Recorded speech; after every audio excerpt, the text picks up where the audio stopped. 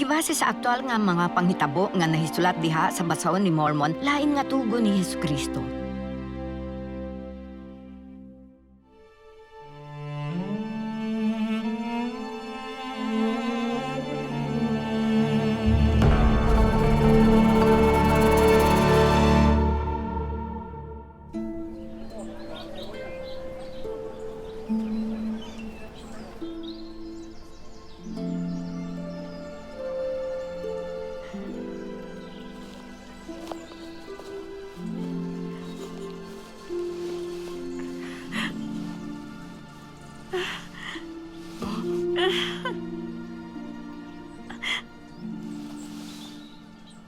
Bulahan ang ngalan sa Dios ug bulahan ikaw.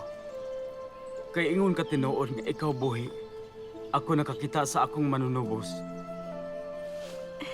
Ug siya mo anhi, ug matawag gikan sa usa ka babaye, ug siya mo tubos sa tanang katawhan, kinsa mo tuo sa iyang ngalan.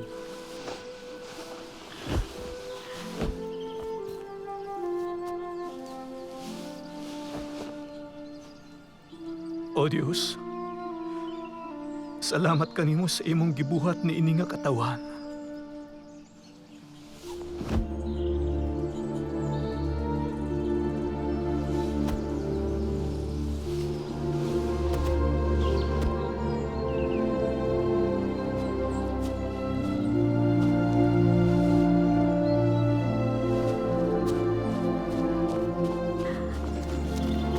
Dali!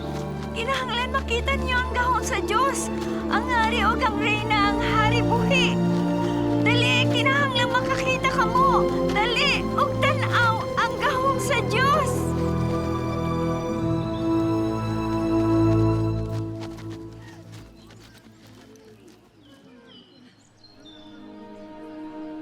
Patay na sila.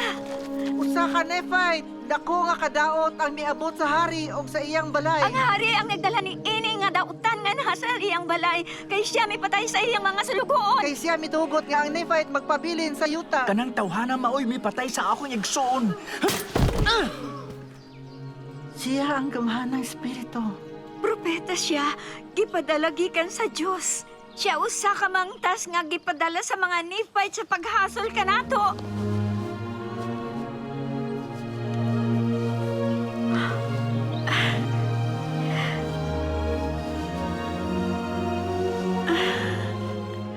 Ubulahan nga Jesus, kinsa maluwas ka na ako. Gikan sa usa ka makahadlok nga impyerno, ubulahan nga Dios.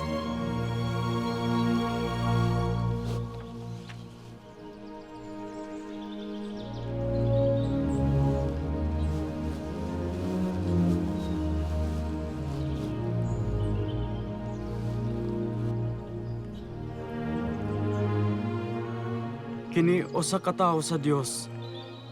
Og siya mitudlo kanako og daghang butang, iya kong gitudloan bahin sa paglalang sa kalibutan. Og sa pagkapukan sa tawo, iya kong gitudloan bahin sa pag-anhi sa atong manunubos.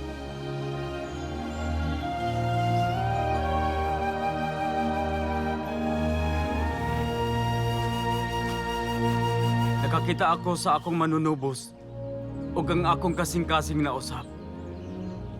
Ang ako usab.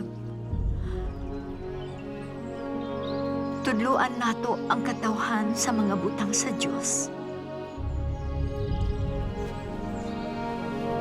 Ug ni ana ang buluhaton sa Ginoo misugod taliwala sa mga lamanay. Ug ni ana ang bulaton sa Ginoo, misugod taliwala sa mga lamanay. Ug kita nakakita nga ang iyang bukton gipatuyod ngadto sa tanang katawhan kinsa mohinulsol ug motuo sa iyang ngalan.